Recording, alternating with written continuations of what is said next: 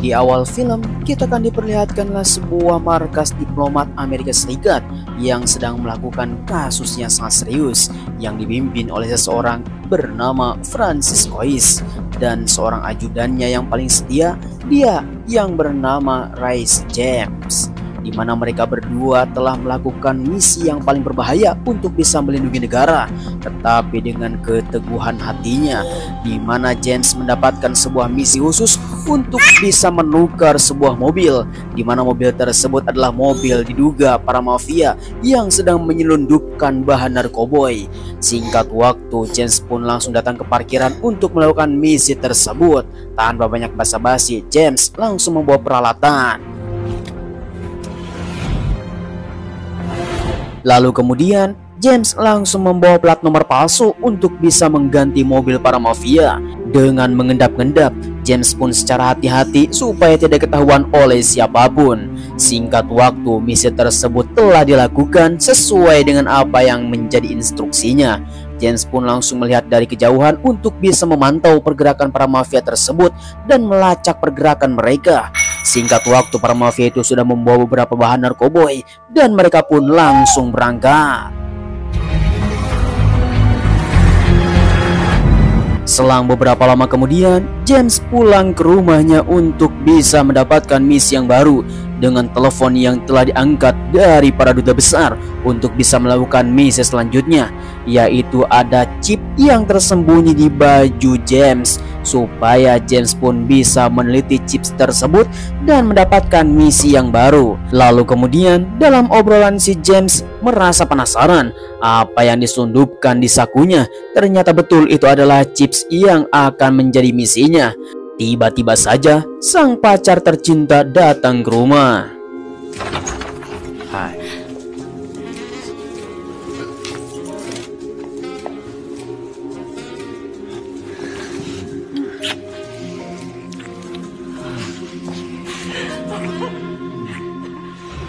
Kemudian esok hari telah tiba. Seperti apa yang telah diinstruksikan oleh para duta besar, James pun akan melakukan misinya untuk bisa menempelkan chips di bawah meja supaya chips tersebut bisa melacak.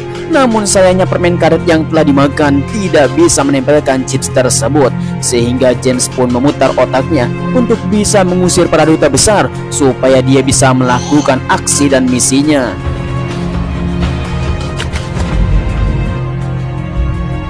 Singkat waktu, tak terasa malam pun telah tiba. Ketika James pulang, pacar tercinta yang bernama Charlotte langsung menyambut James dengan jamuan dan membawa sesuatu. Tetapi sayang sekali dalam obrolannya, James mendapatkan sebuah telepon dari duta besar, di mana misi selanjutnya adalah untuk menjemput seseorang di bandara. Dan ini adalah misi yang paling besar untuk bisa meringkus para mafia. Apakah mereka semua akan bisa menyebar ke seluruh Amerika? Ya, disinilah kesempatan James untuk bisa naik pangkat, sehingga mereka berdua sangatlah senang mendapatkan misi tersebut. James pun langsung diberikan sebuah kotak cincin yang sangat berharga bagi Charlotte. Ketika dibuka, Charlotte pun mengatakan bahwa itulah cincin kesayangan orang tuanya yang sekarang akan diwariskan kepada James. Singkat waktu, James pun sangat senang dan akan berangkat ke bandara menuju misi. Selang beberapa lama kemudian, James pun langsung datang ke bandara di mana seluruh para penjaga bandara telah menahan seseorang karena diduga orang tersebut membawa selundupan. Orang tersebut yang bernama Charlie Wax. Dia mengatakan bahwa itu adalah minuman yang paling enak di berbagai negara, tetapi seluruh bea cukai tidak mau membawa minuman tersebut karena itu disebut dengan ilegal. Charlie pun mengatakan kepada seluruh para penjaga, dan tetap saja para penjaga itu tidak mau membawa selundupan yang telah dibawa oleh Charlie. Tanpa banyak bacot, maka James pun langsung membawanya dengan paksa.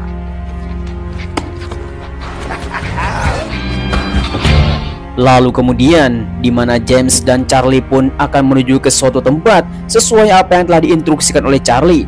Tanpa diduga, ternyata minuman selundupan tersebut adalah pistol yang telah dirakit, dan sekarang mereka berdua telah mendapatkan sebuah senjata. Singkat waktu, mereka berdua pun datang ke sebuah restoran Cina untuk bisa menikmati sebuah hidangan. Tetapi Charlie mengatakan restoran ini sangatlah payah sekali, sampai-sampai mereka tidak bisa memakannya dan langsung membawa sebuah pelayan. Tanpa diduga, lalu tiba-tiba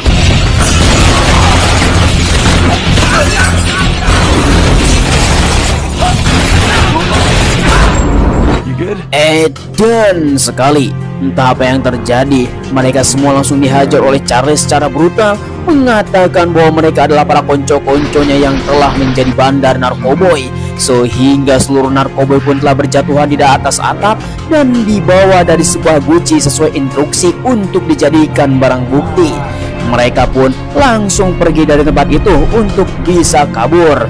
Namun Charlie mendapatkan sebuah rencana, bukan untuk kabur, tetapi untuk bisa melakukan memata-matai mereka semua untuk bisa mendapatkan sebuah gembong narkoboy. Datang ke sebuah pabrik dan ada beberapa preman yang sedang menghadang Charlie bersama James. Tanpa banyak basa-basi, si Charlie pun langsung menghajar preman yang sedang sok jagoan.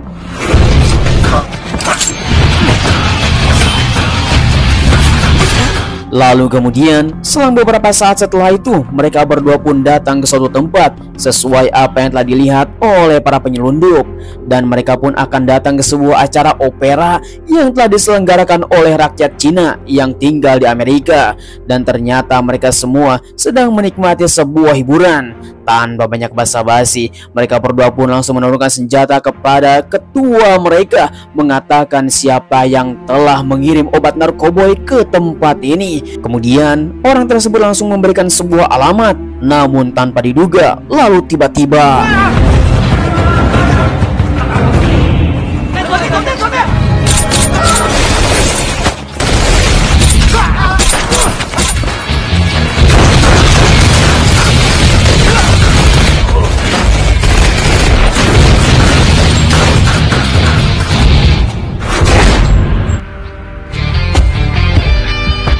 Kemudian keesokan harinya ketika mereka mendapatkan sebuah alamat, James langsung menelepon Charlotte untuk bisa berminta maaf karena sudah beberapa hari dia tidak pulang. Akan tetapi sayang sekali, handphonenya malah lowbat ketika sedang melakukan obrolan bersama Charlotte. Kemudian si Charlie pun langsung memerintahkan kepada James untuk datang ke suatu tempat karena akan melakukan misi yang paling berbahaya, di mana mereka berdua pun harus bisa menghisap serbuk narkoboy tersebut supaya menjadi ciri khas dan akan melakukan manipulasi kepada seluruh para gembong karena mereka akan diduga sebagai pecandu narkoboy. Singkat waktu, mereka pun langsung dijegal oleh para konco-konco, dan alangkah sialnya Charlotte ada di sana sedang membeli kain. James? Oh, kagetnya minta ampun, di mana James malah membawa Bondon bersama si Charlie, di mana mereka pun langsung menyadap dan langsung mengusir orang-orang yang sedang berada dan menggunakan hotel tersebut untuk bisa dimanfaatkan. Kemudian Charlie pun mengatakan kepada si James untuk bisa fokus menjalankan sebuah misi. Tiba-tiba saja ketika James sedang mengintai, ada seseorang yang datang dan mendobrak pintu.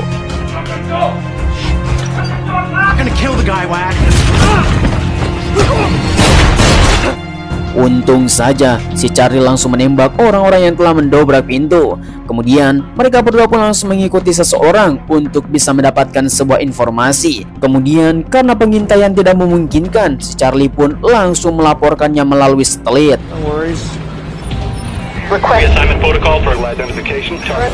Selang beberapa lama kemudian, si Charlie pun mendapatkan sebuah lokasi dari para pengintai untuk bisa membawa mereka ke sebuah gembong narkoboy, di mana mereka berdua telah dihadang oleh para ajudan. Untungnya mereka berdua masih terlihat sebagai pecandu narkoboy.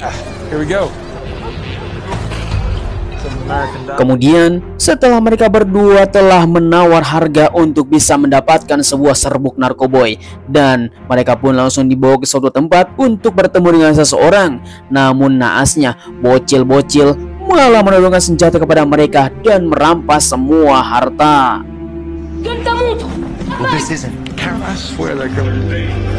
Singkat waktu, tidak lama setelah itu gembong narkoboy pun langsung datang memberikan 5 gram gonjo untuk bisa dihirup secara seksama. Namun sangat disayangkan, si Charlie pun mengatakan, serbuk tersebut telah dicampur dengan terigu. Di sanalah si Charlie pun langsung menodongkan senjata kepada si gembong tersebut, mengatakan kepada mereka, siap-siaplah untuk melakukan penyadapan.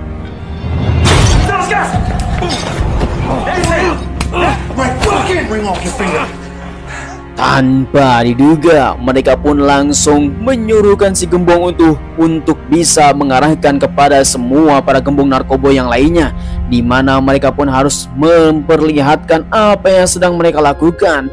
Tanpa banyak basa-basi, Charlie pun mendapatkan sebuah rencana dan mereka akan melakukan penyadapan kepada seluruh para gembong narkoboy di gedung ini. Lalu kemudian si Charlie pun langsung melihat keadaan yang ada di bawah gedung untuk bisa melawan aksinya. Tanpa banyak basa-basi, semua orang pun langsung dibantai oleh si Charlie.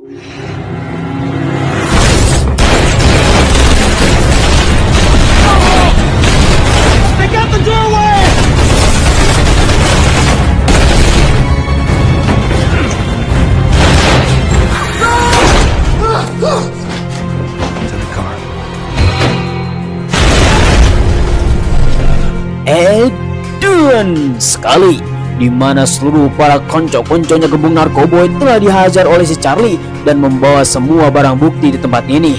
Namun naasnya, entah apa yang telah dilakukan oleh mereka, ternyata mereka telah memata-matai si James, di mana gerak-geriknya telah disadap oleh mereka. Tiba-tiba saja peledakan telah dimulai.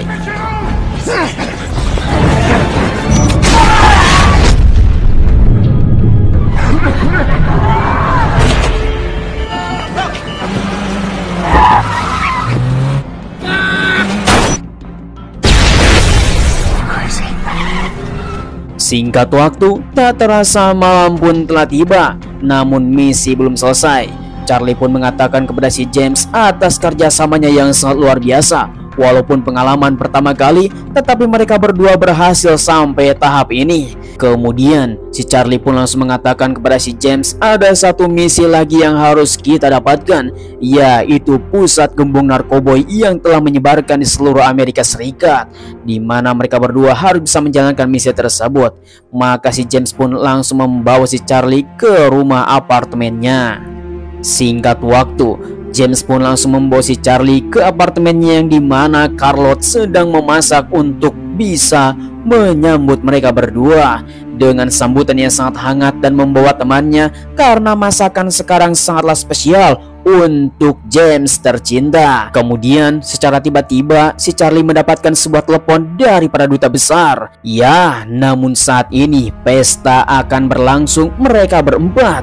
Tetapi entah apa yang terjadi di dunia ini, tiba-tiba saja si Charlie membunuh temannya Carlotte. Oh, dan sekali entah apa yang terjadi, semuanya telah terungkap, di mana rumah ini telah disadap oleh seseorang. Kamera tersembunyi, alat perekam, dan alat pelacak telah menempel di seluruh dinding. Dengan seperti itu, James pun tidak percaya, dan Charlie pun mengatakan bahwa cincinnya saja itu adalah alat pelacak.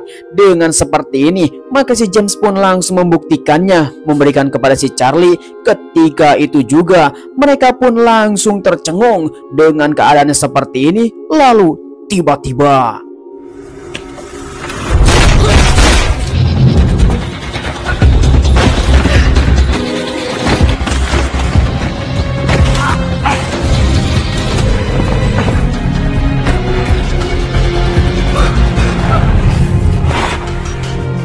ya, bagaikan mimpi di siang bolong, James tidak percaya bahwa pacar tercintanya si Carlotte menjadi pengkhianat dan menjadi konco-konconya para mafia, sehingga mau tidak mau dia menjadi buronan. Singkat waktu dalam perbincangan tersebut, maka si James pun langsung mendapatkan sebuah telepon dari seseorang. Diduga telepon tersebut adalah telepon dari orang yang paling dicintainya. Tiada lain, tiada bukan, adalah si Carlotte yang tiba-tiba saja menelepon dari telepon umum sambil mendapatkan sebuah pelacak supaya bisa diketahui dari posisinya. Namun sangat disayangkan, dalam perbincangan tersebut adalah perbincangan yang sangat menyedihkan sekali, sehingga James menjadi tercengung karena hubungan cinta mereka berdua harus berakhir sampai di sini.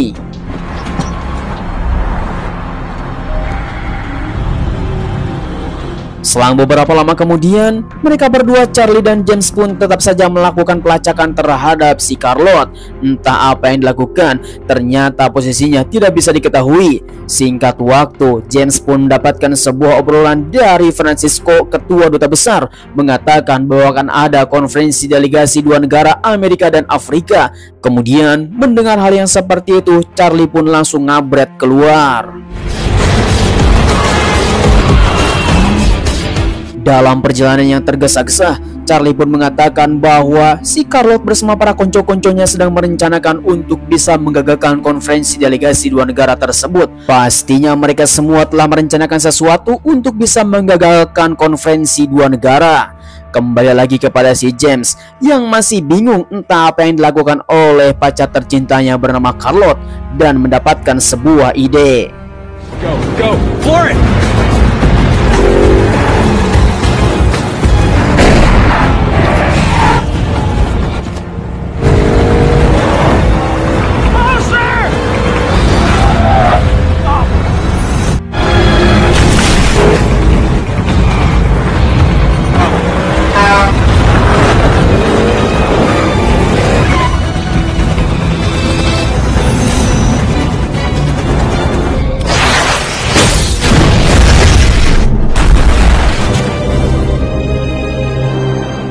Ya, kejadian yang sangat brutal. Tetapi untungnya si Charlie bisa menghadang mereka semua. Singkat waktu kita akan datang ke sebuah konferensi delegasi dua negara untuk bisa mengamankan sebuah kedaulatan. Tetapi kita semua bisa melihat bahwa si James telah mendapatkan sebuah ide. Ternyata si Carlotte ini akan datang ke tempat ini untuk bisa melakukan pengeboman. Namun sayang sekali para ajudannya tidak bisa mengizinkan si James. Dan untungnya ada si Francisco, duta besar, yang menolong si James telah dihadang oleh para penjaga. Dan sekali, bukan main, ternyata si James malah membawa pistol, sehingga masalah pun menjadi rumit, di mana James pun langsung mengatakan bahwa di kedaulatan ini akan terjadi pengeboman. Maka tanpa banyak basa-basi, James pun langsung berlari ke lantai 2 untuk bisa mencari si Carlotte. Ya, sungguh sial sekali. Banyak orang yang telah memakai jubah warna oranye, tetapi si James mendapatkan sebuah ide. Don't you fucking I do not need you to lay your weapon down. Shoot that vessel. Edan sekali. Tanpa diduga, ternyata si Carlo telah memakai rompi yang berisikan bom yang sedang aktif. Mereka pun semua menjadi tercengang bahwa di markas kedaulatan ini akan dihancurkan. Kemudian, dengan hati yang sangat tulus, James pun langsung mengatakan kepada si Carlo bahwa dia adalah orang yang paling dicintainya. Walaupun mereka berdua hanya berpura-pura, tetapi cinta tidak akan pernah bisa pudar dengan hal yang seperti ini. Maka James pun harus bisa memutuskan apa yang dia lakukan. Lalu tiba-tiba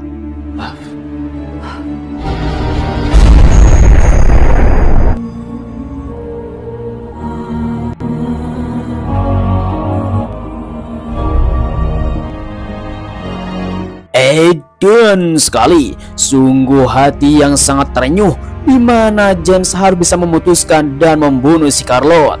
Selang beberapa lama kemudian, di mana konferensi dan delegasi dua negara telah gagal, mereka pun telah mendapatkan sebuah pangkat yang sangat tinggi dari para delegasi. Dan disinilah film pun telah berakhir. Date to the club bar. Really? Bagaimana kawan-kawan semuanya, film yang satu ini memang sangat menyedihkan, di mana cinta mereka harus gugur di medan pertempuran.